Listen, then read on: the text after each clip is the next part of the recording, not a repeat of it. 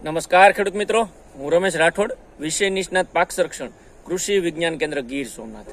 ખેડૂત મિત્રો, આજના આ કાર્યક્રમની અંદર આપ સર્વે મિત્રોનું હાર્દિક સ્વાગત છે. મિત્રો, આજે જે મારે વાત કરવી છે ઉનાળુ તલની.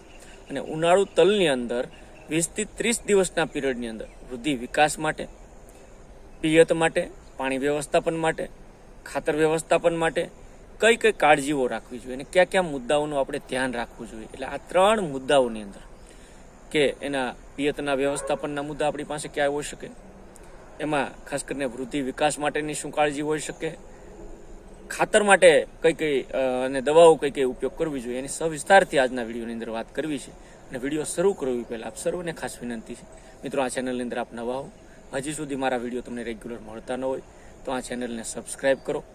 સબસ્ક્રાઈબ કર્યા બાદ ઘંટડીના બટન ઉપર ક્લિક કરી દો એટલે ઓલ નોટિફિકેશન આવી જશે અને તમામ પ્રકારના વિડીયોનું સમયસર તમને નોટિફિકેશન મળે, સમયસર તમને વિડીયો મળે. અને જે પાક તમે વાવો છો એની ટેકનિકલ માહિતી, કોઈ પ્રચાર વગર, કોઈ ડબલા બતાવ્યા વગરની જે યુનિવર્સિટીઓની ભલામણો છે એની ખૂબ સારી સમજાય એવી ભાષામાં હું અહીંથી ટેકનિકલ માહિતી આપવાનો પ્રયત્ન કરું છું, એને તમે ઉપયોગ કરી શકો. તો મિત્રો, ખાસ કરીને ઉનાળુ તલની જ્યારે વાત કરતા હોય તો ઉનાળુ તલના અલગ અલગ તબક્કાઓ હોય છે.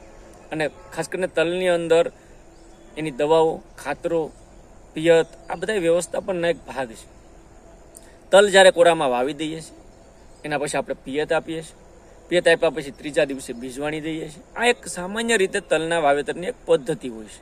અને આ પદ્ધતિ પ્રમાણે મોટાભાગે આપણે ખેડૂત મિત્રો વાવેતર કરતા હોય અને એમાં સફળતા પણ સારી રીતે તલના પાકની અંદર સારું ઉત્પાદન લઈને મેળવતા હોય છે. એટલે 3જું પિયત છે, ખાસ કરીને છોડ પાણીમાં ડૂબે નહીં અથવા 4 પાંદડે થાય અથવા તો 25 દિવસની આજુબાજુના સમયગાળે મિત્રો આપવાનું હોય તો આ એક પીરિયડ પણ ખૂબ મહત્વનો અને અગત્યનો છે. આગળના ઘણા બધા વિડીયોની અંદર મેં વાત કરી હતી કે તલ સેન્સિટિવ પાક છે. તલના પાકની અંદર જ્યારે પણ તમે 3જું પિયત આપશો એટલે એની અંદર સુકારાના પ્રશ્નો અથવા રોગના પ્રશ્નો, ફૂગના પ્રશ્નો આવતા હોય છે.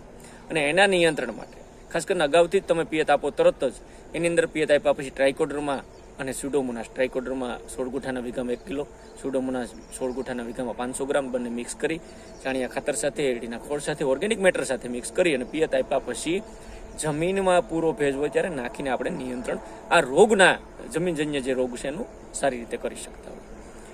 આગોતરા આયોજન માટે આ જૈવિક નિયંત્રકોનો ઉપયોગ ખૂબ મહત્વનો બને. પણ ઉનાળામાં ટેમ્પરેચર ઘણી વખત વધતું હોય એટલે નાખતી વખતે ભેજ હોવો જરૂરી છે. સાંજના સમયે મારો આગ્રહ હંમેશા હોય, સાંજના સમયે સારી ગુણવત્તાના, સારી ક્વોલિટીના બજારમાંથી ખરીદી અને આપણે એને આ બેક્ટેરિયાઓને વાપરવા જોઈએ.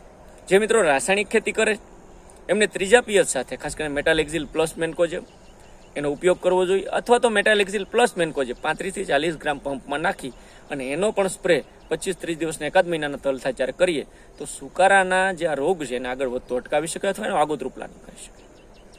બીજો મુદ્દો તલની અંદર ઉનાળુ તલમાં આવે તલના પાકમાં પિયતનું શેડ્યુલ. ઘણા બધા મને મિત્રો પ્રશ્ન આવતા હોય છે સોશિયલ મીડિયાના માધ્યમથી, વોટ્સએપ અથવા ફોન દ્વારા કે પિયત ક્યારે તલની અંદર આપવું જોઈએ. કારણ કે ઉનાળુ પાક છે, પિયતનો કંટ્રોલ પૂરો આપણી પાસે. આપણે એવું કહી શકીએ પ્રથમ પિયત જે છે, ખાસ કરીને પહેલું પિયત ગણીએ કે વાવેતર તલને કોરામાં કરી દીધું, પહેલું પિયત આપીએ એને વાવેતર પછી તરત જ જે પિયત આપીએ એને પહેલું પિયત ગણીએ. બીજું જે પિયત છે એ ખાસ કરીને વાવેતર પછી તરત પિયત આપ્યું એના 3જા-4થા દિવસે જે બીજવાણીએ છે એને આપણે બીજું પિયત અત્યારે કરીએ. કારણ કે આપણું પાણી ખેતરમાં જાય છે એટલે બીજું પિયત બીજવાણનું ગણીએ. 3જું જે પિયત છે એ ખૂબ અગત્યનું ક્રિટિકલ પિયત છે. જનરલી વાવેતરના 25 દિવસ આજુબાજુ પિયત આપવાનું થતું હોય અથવા તો એવું કહી શકે કે 4 પાંદડે તલ થાય અથવા તો તલ છે પાણીમાં ડૂબે નહીં, ક્યારામાં પાણી આપીએ ને પાણીમાં ડૂબે નહીં ત્યારે તમારે 3જું પિયત મિત્રો આપવાનું થાય અને આ પિયત ખૂબ અગત્યનું છે. 4થું જે પિયત તલની અંદર છે એ 3જા પિયત આપ્યા પછીના 10 થી 12 દિવસ જેવી જમીનની પ્રત, આમાં જમીનની પ્રત, આબોહવા, તમારી કન્ડિશન એના ઉપર ઘણું આધાર રાખતું હોય, પરંતુ જનરલી જે આપણે ભલામણ છે એની અહીંયા વાત કરીએ છીએ તો 4થું પિયત છે એ 3જું પિયત આપ્યા પછીના 10 થી 12 દિવસના સમયગાળે આપવાનું છે. એટલે લગભગ 35-40 દિવસ આજુબાજુ આપણે પિયત આપી શકીએ. અને આ પિયત છે એ ફૂલ અવસ્થાએ, જ્યારે તલની અંદર ફૂલ આવવાની શરૂઆત થતી હોય એટલે ક્રિટિકલ ટાઈમ છે, કટોકટીની અવસ્થા છે, ત્યારે ફૂલ અવસ્થાએ પિયત આપવું જોઈએ. 5મું જે પિયત છે એ 50 થી 55 દિવસના તલ થઈ જાય ત્યારે એને આપવાનું છે. કારણ કે આ 5મા પિયત વખતે તલમાંથી જે ફૂલમાંથી બેઠા બેસવાની શરૂઆત થતી, એટલે બેઠા અવસ્થા પણ એના માટેની કટોકટીની અવસ્થા છે. ફૂલમાંથી બેઠા કન્વર્ટ થતા હોય ત્યારે આપણે 5મું પિયત આપવાનું છે. 6ઠું જે પિયત છે એ 65 થી 70 દિવસે છે અને એ 70 દિવસની આજુબાજુ તલની અંદર બેઠા બેસી ગયા હોય ને બેઠાનો વિકાસ થતો હોય, એની અંદર દાણો બેસતો હોય તો આ 6 પિયતનો સમયગાળો, તો આ રીતના 6 પિયતથી આપણે તલને ખૂબ સારી રીતે મિત્રો પકવી શકતા હોય તો 6 પિયતના સમયગાળા પ્રમાણે આપણે ખાસ ધ્યાન રાખવું જોઈએ. પિયત આપણી જમીનના પ્રત પ્રમાણે, ખાસ કરીને આછી જમીન હોય તો 8 થી 10 દિવસે પિયત આપવાની જરૂર પડે. જ્યાં કાળી જમીન હોય, ભેજ સંગ્રહ શક્તિ કરતી હોય, એ જમીનોમાં 10 થી 12 દિવસના અંતરે જમીન પિયત આપવું જોઈએ. તો થોડીક તમારી રીતે પોતે પણ અવલોકન કરીને પિયત. પણ મેં તમને અવસ્થા કીધી, ફૂલ અવસ્થા હોય, બેઠા બેસવાની અવસ્થા હોય, બેઠામાં દાણો બેસવાની અવસ્થા, એ બધી કટોકટીની અવસ્થાઓ છે. ત્યારે ખાસ આપણે પિયતની કાળજી લઈને પિયત એની અંદર આપવું જોઈએ. મિત્રો, પિયત બાદ અગત્યનો મુદ્દો આવે ખાતરોનું વ્યવસ્થાપન. આમ તો ઉનાળુ તલની અંદર પાયાની અંદર આપણે ઘણા બધા ખાતરો ખાસ કરીને આપતા હોય ને અગાઉ પણ ભલામણ આપણે વિડીયો એ પ્રકારના મૂક્યા હતા. જ્યારે પાયાનું વાવેતર કરતા હોય ત્યારે પાયાની અંદર જ ખાતરો એની અંદર ખાસ કરીને આપી દેતા હોય. એની અંદર પાયાના ખાતરો તરીકે આપણે ખાસ કરીને single super phosphate, ammonium sulphate, potash, 12-32-16 એનપીકેના ગ્રેડવાળું, ડીએપી, ઝીંક સલ્ફેટ, આમાંથી ઘણા બધા ખાતરો અથવા 20-20-0-13 એવા ખાતરોનું તમે સિલેક્શન કર્યું છે ને એ પ્રકારના ખાતરો પણ તમે એની અંદર વાવ્યા પણ હશે.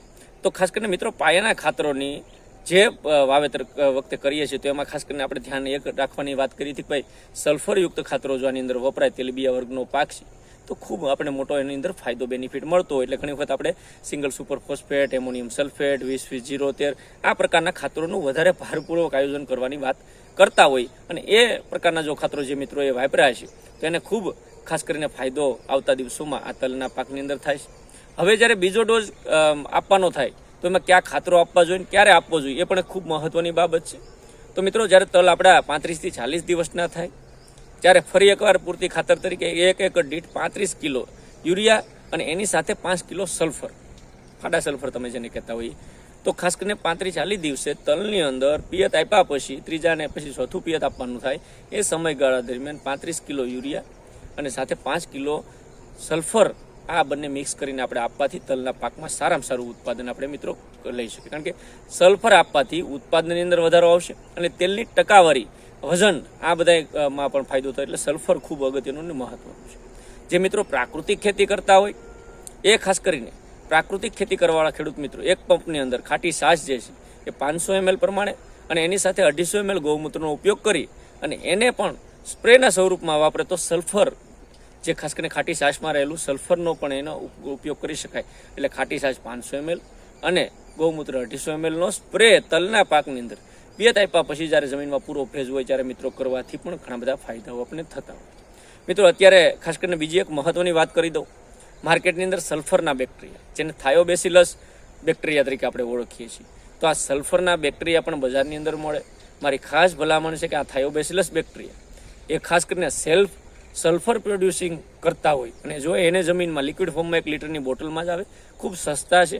1 એકરની અંદર 16 ગુઠાના 2.5 વીઘામાં અથવા તો 40 ગુઠાની અંદર, એટલે 1 એકરમાં 1 લીટર જ આ સલ્ફરના બેક્ટેરિયા પિયત સાથે જ્યારે તમે ત્રીજું પિયત આપો છો, 25 દિવસે પિયત આપો છો, 4 પાંદડે તલ થાય ત્યારે આપો ત્યારે પાણી સાથે મૂકી ટ્રાય કરો. વીઘા, 2 વીઘા, 5 વીઘામાં કરો, તમને 100% ફાયદો થાય. અને વસ્તુ કદાચ 200-250 રૂપિયાની માર્કેટમાં મળતી હોય, સારી કંપનીના બ્રાન્ડેડ વસ્તુ લઈ અને તમને ક્યાંય પણ એની અંદર પ્રશ્નો થાય કે નથી મળતા કે કોને કહેવાય, કેવા હોય, તો મારો કોન્ટેક કરજો, મને વોટ્સએપ દ્વારા મેસેજ કરજો. 95-58-29-48-28માં મેસેજ કરજો કે આ સલ્ફરના બેક્ટેરિયાની વાત કરી પણ કેવા આવે, શું હોય, હું તમને માહિતી આપવાનો પ્રયત્ન કરીશ. અને તમારી રીતે 2 વીઘામાં ખાલી અખતરો કરી લઈએ. આપણે ભલે 20 વીઘાનું કે 10 વીઘાનું વાવેતર કરીએ. તો મિત્રો, આ બધી નવી ટેકનોલોજીઓનો આપણે જ્યાં સુધી ખેતરમાં ઉપયોગ નહીં કરીએ ત્યાં સુધી પરિણામ નહીં મળે. એના સિવાયની નકામી જે વસ્તુઓ, જે ભ્રામક પ્રચારોમાં આવીને કેટલું બધું આપણે ખર્ચો કરીએ છીએ, તો સારી વસ્તુ 100-150 રૂપિયાનો વીઘે ખર્ચો અને આ સલ્ફરના બેક્ટેરિયા એવા બેક્ટેરિયા છે કે એને જમીનમાં આપવાથી આ બધા તેલીબિયાના જેવા પાકોને, એમાં તલ જેવા પાકની અંદર ખૂબ સારો ફાયદો દેખાતો હોય. ને જે ખેડૂત મિત્રોએ અગાઉના વર્ષોમાં વાપર્યા એના અનુભવ પણ ખૂબ સારા છે. તો આ થાયોબેસિલસ બેક્ટેરિયા 1 એકરની અંદર 1 લીટર પ્રમાણે પિયત સાથે મિત્રો આપવાથી પણ ખૂબ સારો ફાયદો થશે. વોટર સોલ્યુબલ ખાતરોનું પણ વિજ્ઞાન છે, એનો અગાઉ વિડીયો પણ મૂકેલ છે. ફરી પાછો એક હું આખો વિડીયો એના તલના પાકની અંદર બનાવીશ. પણ અત્યારે તમને પ્રાથમિક માહિતીના ભાગરૂપે કહી દઉં કે પહેલો છંટકાવ તલના પાકની અંદર શરૂઆતના સ્ટેજમાં 25-30 દિવસે 19-19-19નો કરવો જોઈએ. ખાસ કરીને ત્યાર પછીનો જે સ્ટેજ આવે છે એ 45-50 દિવસનું આવતું હોય ત્યારે 12-61-0, એટલે આ બંને કીધા ને 19-19-19 અથવા 12-61-0 એ 100 એટલે 25 દિવસે અને ખાસ કરીને 25-30 દિવસના પહેલો છંટકાવ અને 45 દિવસની આજુબાજુ બીજો છંટકાવ કરવો જોઈએ. તો પણ ઘણા બધા તલની અંદર ઉત્પાદનમાં ફાયદા થાય. અને બીજા ખાતરો આખા વોટર સોલ્યુબલના વિજ્ઞાનની પણ અગાઉ વાત કરી છે. ફરી પાછી એક વિડીયોના માધ્યમથી આપણે વાત કરશું. મિત્રો, આજ જે મારે તમને માહિતી ખાસ આપવાની હતી કે શરૂઆતમાં જ તલના વૃદ્ધિ વિકાસ માટે ખાતરો અને પિયતનું વ્યવસ્થાપન કેમ કરવું જોઈએ. મને લાગે આની અંદર ક્યાંય પણ પ્રશ્ન થતા હોય તો મારા નંબર ફરી નોંધી લેજો. 95 58 29 48 આ નંબરમાં વોટ્સએપ અથવા કોલ દ્વારા માહિતી મેળવવાનો પ્રયત્ન કરશું. સાથે મળીને ખેતીને સુધારવામાં તરફ આગળ વધીએ. તો મિત્રો, આજના વિડીયોની અંદર એટલું જ. ફરી પાછા મળશું એક નવા ટેકનિકલ વિષય સાથે, એક નવી માહિતી સાથે. ત્યાં સુધી મને રજા આપશો. આપ સર્વે મિત્રોનો વિડીયો પૂરેપૂરો જોવા બદલ ખૂબ ખૂબ આભાર. ધન્યવાદ. Thank you.